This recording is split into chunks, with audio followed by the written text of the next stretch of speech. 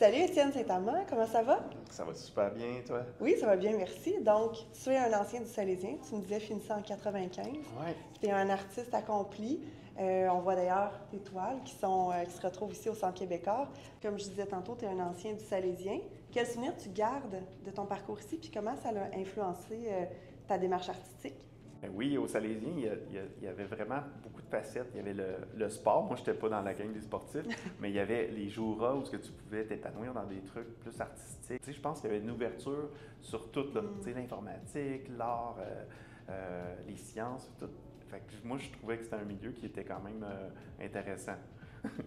Est-ce que tu as un souvenir d'un moment où est-ce qu'il y a une petite graine artistique qui a été semée dans ton esprit quand tu étais élève ici?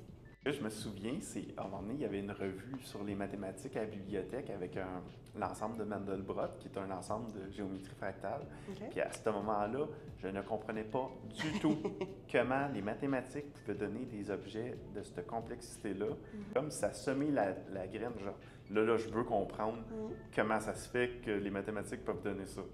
Selon toi, Étienne, pourquoi c'est crucial de donner la chance aux jeunes de s'exprimer artistiquement? Moi, je veux tellement que les jeunes ne sous-estiment pas la puissance de l'art parce que l'art, c'est une activité transformatrice. Ça va t'élever sur plein de domaines, cérébralement, émotionnellement, même politiquement, culturellement. Donc, on a deux de tes œuvres qui sont exposées ici de façon permanente au Centre québécois depuis la construction du centre. Est-ce que tu peux nous en parler un petit peu?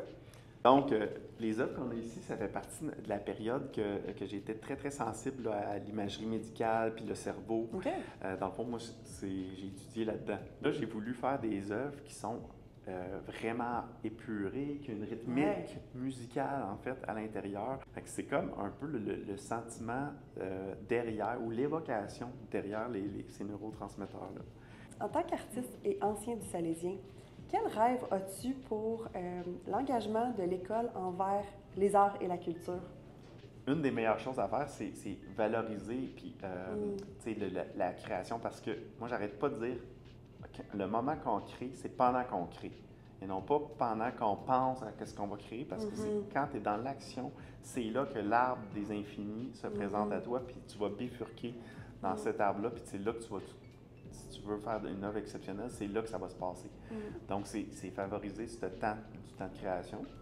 Puis deux, c'est valoriser, en fait, les petits trésors qui vont sortir de ce temps de création-là.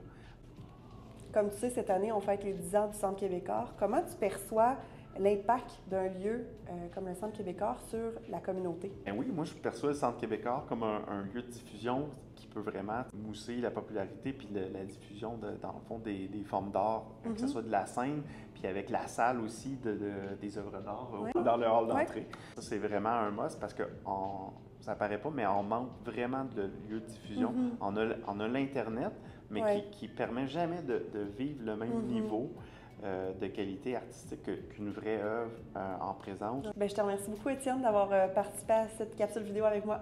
Ça fait plaisir, puis vous pouvez m'inviter quand vous voulez. Super, c'est noté!